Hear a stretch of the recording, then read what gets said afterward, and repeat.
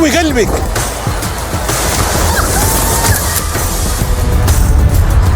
عادي أعيدها.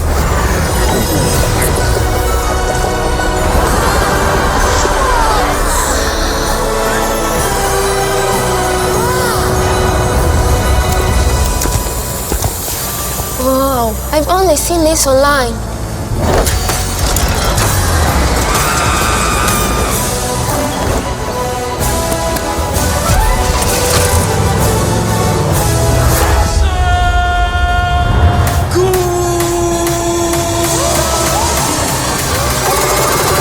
لا توقف لعب. Unlock the thrill and play endlessly at Six Flags Qiddiya City. Come.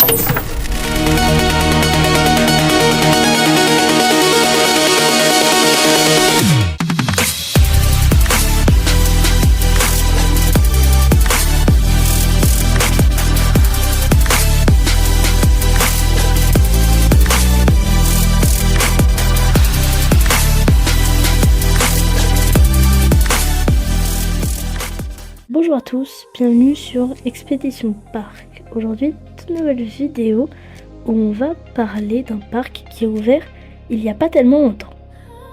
Bon, pour ceux l'ayant reconnu, je parle bien évidemment de Six Flags Qiddiya en Arabie Saoudite. Il a ouvert le 30 décembre 2025 et c'est l'histoire de fêter une bonne année, ça c'est sûr. Bon, pourquoi je dis ça ?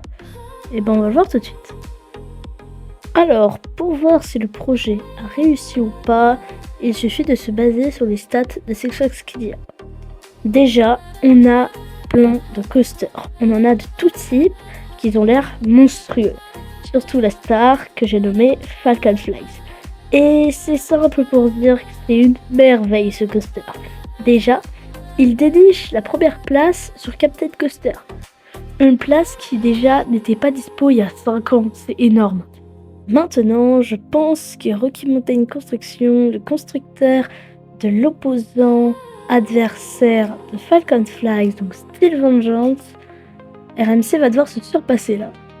Et en plus, le plus marrant, c'est que quand on regarde, il n'y a que 99,9 personnes ayant aimé Steel Vengeance, ça veut dire qu'il y a 0,1% des gens qui ont pas aimé. Et Falcon Flag, c'est 100% des gens. Ouais, c'est énorme. Maintenant, est-ce que le projet a réussi ? La réponse est totalement oui. Voilà les projets qui étaient faits avant. Et voilà maintenant. Ouais, on voit quasi pas de différence. Maintenant, parlons du deuxième meilleur coaster de ce parc. J'ai nommé Iron Rattler. Oui, celui que tu vois là au fond. Bien, parlons maintenant de lui. C'est un tilt coaster du constructeur Vekoma. Tout le monde sait ce que c'est un tilt coaster ? Non, je pense que non. Et c'est très simple. Ça te fait monter dans celui-là à 60 mètres de haut, ce qui fait direct rentrer dans la catégorie Giga Coaster, c'est n'importe quoi. Et en fait, tu arrives en haut sur un rail que tu vois là sur la photo actuellement. Et en fait, ce rail va se mettre à se pencher à 90 degrés. Et voilà quoi. Et ça tâche.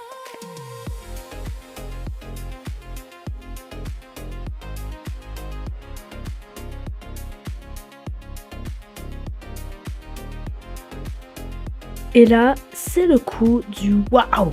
Excellent, c'est bien haut. Tu pends dans ton armée au moment du tilt. C'est un bon coaster. Après, je suis désolée, je comprends vraiment pas pourquoi il est aussi mal classé sur Captain Coaster. Excusez-moi, j'ai mal dit. Tu ne pends pas dans ton harnais puisqu'il s'agit de la part avec une veste.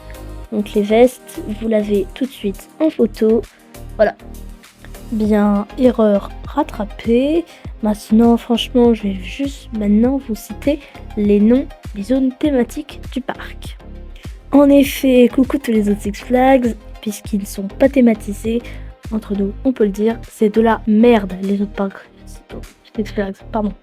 Moi je vais vous dire ce que je cherchais bien les Six Flags, mais pour l'instant j'ai trouvé que des red flags. Bon, il faut savoir que voilà quoi, les parcs Six Flags c'est un pas un mastodon, mais on va dire que les Six Flags, il y en a plein aux États-Unis et aucun dans les autres pays.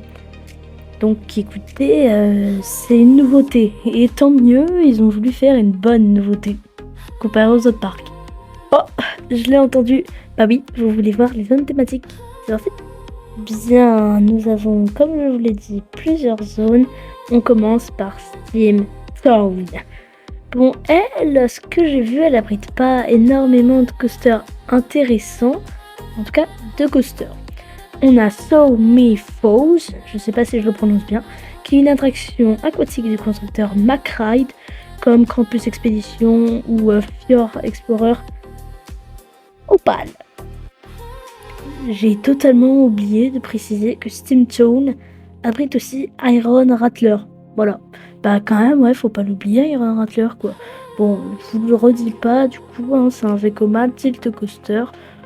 Franchement, je pense pas qu'il y a à vous le dire, ça, je crois qu'on a déjà fait une passe dessus tout à l'heure. La prochaine zone, au hasard, on va dire Grand Exposition, qui a Colossus, un GCI, tout simplement.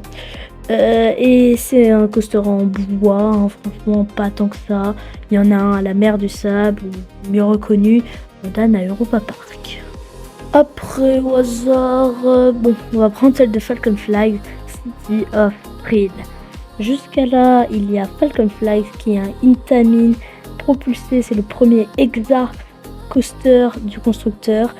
Et aussi dans la zone City of Thrill, nous avons Adrenaline, un Suspended Vekoma Family. À ce que je me suis renseigné, il n'y a pas d'inversion. Ensuite, au hasard, on va prendre Twilight Gardens. Bon, bah elle abrite Twilight Express, je pense que ça se dit comme ça. Bon, c'est un ACI Vekoma. Là-dessus, je me suis pas trop renseigné. Je vais pas vous mentir. Ensuite, nous avons Amoureur. Aïe, aïe, aïe, il n'y a que pour acheter ça. Ce sera dans le Discovery Spring. Oui, c'est comme ça que ça se dit. Spring, peut-être. Il y aura Sia Stallion et c'est sur des motos. C'est un truc qui marche pas chez Amoureur.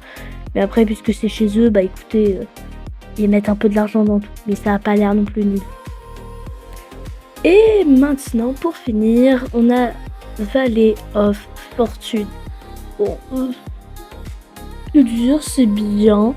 Ce sera accompagné avec bien évidemment un coaster, donc Spitfire. C'est du Intamin, c'est un launch qui va en arrière, en avant. Ça passe une structure à 70 mètres, pardon. Et voilà, rien de plus fou de ça. Et maintenant, bah, c'est tous les coasters qu'il y a. Hein. Là-dessus, je dis pas plus. Alors aussi, on va dire comme quoi ce parc est positionné, comme on l'a dit, en Arabie Saoudite. À votre avis, bonne idée ou pas? Eh ben écoutez, pas bonne idée. En tout cas, pour MrBeast. Bon, tout le monde connaît MrBeast, plus besoin de le présenter. Youtubeur planétaire, hein, tout simplement. C'est énorme le contenu qu'il fait et il y met toujours des millions, voire des milliers d'euros. Donc, et ben, pour ceux qui ne sont pas au courant, MrBeast a ouvert son parc d'attractions Beastland. Je l'ai pas fait, ça me tente pas non plus énormément, mais bon. Voilà, hein, vous avez sûrement vu, puisque ça a quand même fait le tour des réseaux, là, les gens qui étaient pas du tout d'accord avec lui de l'avoir fait en plein milieu du désert en Arabie Saoudite. Là voilà, je veux juste faire une passe sur Beastland, pour ceux qui ne savent pas ce que c'est, bah voilà. Normalement, MrBeast a fait une vidéo là-dessus. Mais bon, après tout, voilà. Bien, nous arrivons à la fin de cette vidéo. Je vous remercie de l'avoir regardé jusqu'à la fin. On se voit dans une prochaine vidéo. Ciao.